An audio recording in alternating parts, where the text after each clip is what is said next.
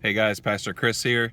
Time for another devotional. We're headed into a new month, March, if you're keeping score at home, which means we have a new fruit of the Spirit to study.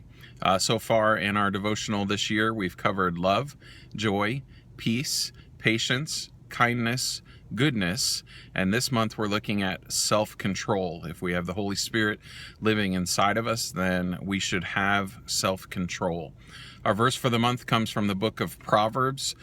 Great book, Proverbs chapter 25, verse 28, which says, "Like a city whose walls are broken through is a person who lacks self-control."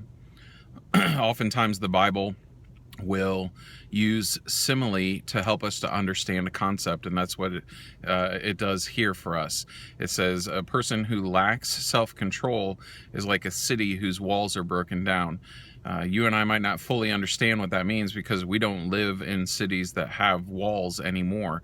But when that was written in those days, the walls of a city were the city's defense. It's the way that a city would defend itself from raiders and from those that would try to break down the city or steal or rob or pillage the city. And so the walls were the defense of the city. And so what the verse is saying is that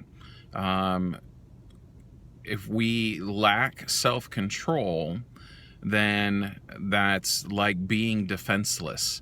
And that means we are subject to attack.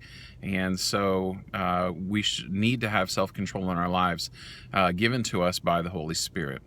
So the way we're going to talk about that this month is over the next few weeks, we're going to talk about the self-control that we should have physically.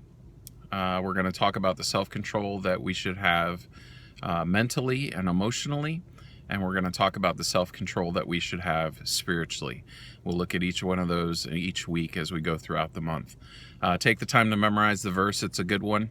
Let's build up our walls of defense by having self-control. God bless you guys. I love you. We'll talk to you soon.